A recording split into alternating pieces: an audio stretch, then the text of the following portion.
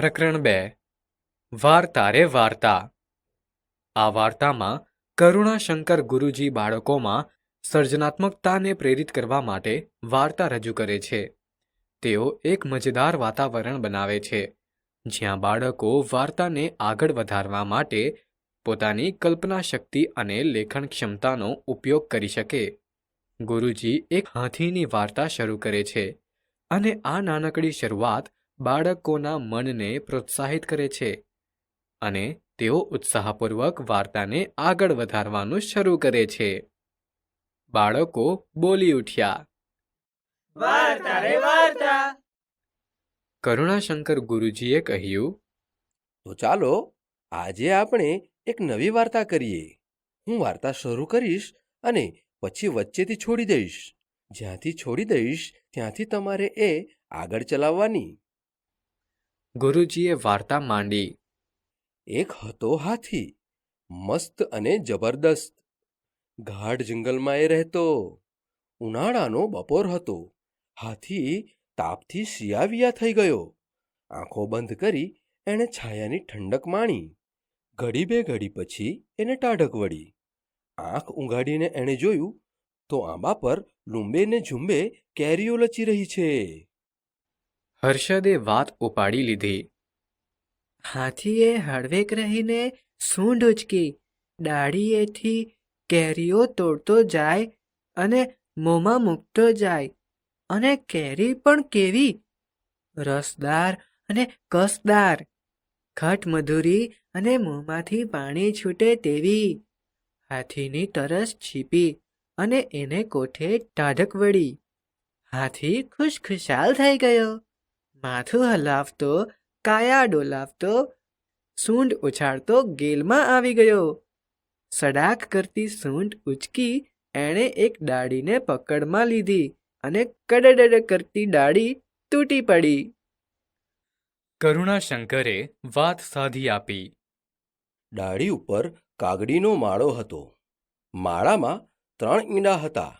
ભોંય પર પટકાઈને ઈંડાના ફોદા નીકળી ગયા ત્યાં તો ઘટાના ઊંડાણમાંથી એક કંપતો અવાજ આવ્યો. હાથી ભૈયા, તે આ શું કરી નાખ્યું? કલ્યાણીએ વાત આગળ વધારી. કાગડીએ કકળાટ મચાવી મૂક્યો. ચારે દિશામાંથી ક્રાઉ ક્રાઉ ક્રાઉ ક્રાઉ કરતા કાગડા એકઠા થઈ ગયા અને હવામાં સૂંઢ વીંઝતો, ગર્જના કરતો હાથી ઠંડે કલેજે ચાલતો થયો. કમલે તાતણો મેળવ્યો. કાગડીએ નાતના પંચને ફરિયાદ કરી. મહાજન, મારે આ હાથી સામે ફરિયાદ નોંધાવવી છે. એણે વગર વાંક ગુને મારા ઈંડા ફોડી નાખ્યા છે. મારા બચ્ચાની હત્યા કરી છે. કાગડીના સ્વજનોએ પણ સાથ પુરાવ્યો. કા કા કા. હસને વાત આગળ વધારી. નાતનો મુખી કાગડીને લઈ પંખીઓના રાજા ગરુડના દરબારમાં ગયો. દરવાજે ગીધની ચોકી છે. ડેલીએ કુકડાની પડઘમ ગાજે છે. મેડીએ બુલબુલની શરણાઈ વાગે છે. ચોકમાં ન્યાયની ધજા ફરફરે છે. રાજા ગરુડ સભા ભરીને બેઠા છે. પાસે હંસનું પ્રધાન મંડળ બિરાજ્યું છે. પ્રધાન મંડળે કાગડીની ફરિયાદ સાંભળી ચુકાદો જાહેર થયો. ગુનેગાર હાથીને દેશવટો આપવામાં આવે. બાદ સેનાપતિ આ સજાનો તરત જ અમલ કરે. સેનાપતિએ બાજ સૈનિકોની ટુકડી સજ્જ કરી.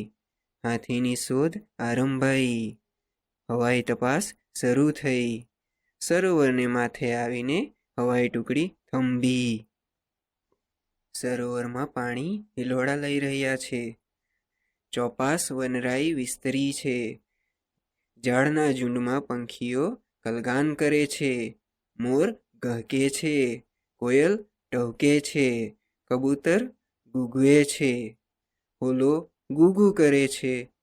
અને કમળવનનો મીઠો પવન હૈયામાં હર્ષ ભરે છે. સરોવરના છાટીપુર પાણીમાં હાથી ઊભો છે. સૂંઢમાંથી પાણીના ફુવારા ઉડાડીએ સ્નાન કરે છે. ઘડીકમાં કમળવનમાં ઘમસાણ મચાવે છે. ઘડીકમાં સૂંઢ ઊંચી કરી ઘેરા નાદે આનંદનો ચિત્કાર કરે છે. કાગડી બોલી ઉઠે છે, મારા ઈંડાનો નાશ કરનારો આ જ દુષ્ટ હાથી. બીજા સાક્ષીઓ પણ સૂર પુરાવે છે. કા કા કા. અને બાજ સરદાર હવામાંથી તીર વેગે હાથી પર ધસે છે. એની પીઠ પર તીણી ચાંચનો જોરદાર ઘા મારે છે. હાથીના રંગમાં ભંગ પડે છે. એ છળી ઉઠે છે.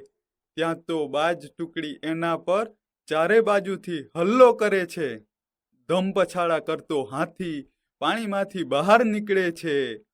ઊંચી સૂંઢે અને ઊભી પૂંછડીએ નાસવા માંડે છે. બાજ સેના પીછો પકડે છે.